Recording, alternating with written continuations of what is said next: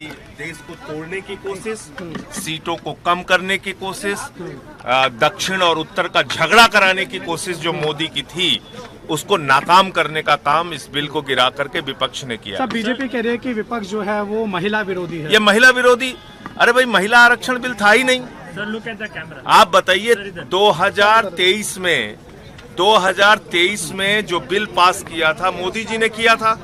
मोदी जी ने उस बिल में लिखा था कि पहले जनगणना होगी, फिर डिलिमिटेशन होगा और 29 के बाद ये बिल लागू होगा। ये मैंने थोड़ी लिखा था। 2023 का बिल पढ़ लीजिए। तब हम लोगों ने कहा भाई 543 में 33% आरक्षण आज दे दो, 24 में चुनाव करा लो। तब नहीं माने ये।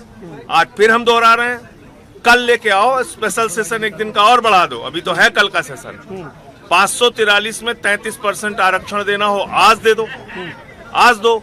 लेकिन आप टुकड़े टुकड़े गैंग की तरह देश के राज्यों को तोड़ने की जो कार्रवाई आप कर रहे हैं, अभी दक्षिण और उत्तर का झगड़ा कराने की कोशिश जो आप कर रहे हैं, बंगाल की सीटें आप कम कर रहे हैं, तमिलनाडु की सीटें आप कम कर रहे हैं, उड़ीसा की सीटें आप कम कर रहे हैं, ये किससे पूछ के कर रहे हैं?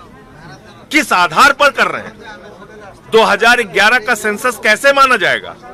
आप तो कह रहे हैं 26 में जाति जनगणना आपने शामिल किया, 11 में तो जाति जनगणना शामिल है नहीं। तो आप कैसे उस सेंसस के आधार पर कर देंगे सीटों को बढ़ाने का काम? गिरिराज कह रहे हैं कि सड़कों पर उतरेंगे अब वो लोग। उतरते रहे, सड़कों पर उतरे, टंकी पे नाचे, जो मन में आया करें, टंकी पे चढ़ के नाचे।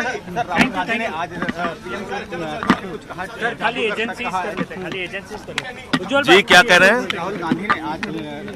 सब ने अपनी बात कही है और हम सब लोग ये मानते हैं कि भारतीय जनता पार्टी टुकड़े टुकड़े गैंग बन के इस देश को तोड़ने का जो काम कर रही थी, दक्षिण और उत्तर के बीच झगड़ा कराने की जो उनकी साजिश थी, बंगाल, उड़ीसा, तमिलनाडु, केरला जैसे राज्यों को सीटें कम करने की जो उनकी साजिश थी और देश में एक विभाजन पैदा करके झगड़ा कराने की कोशिश को इस बिल को हरा के हम लोगों ने नाकाम किया।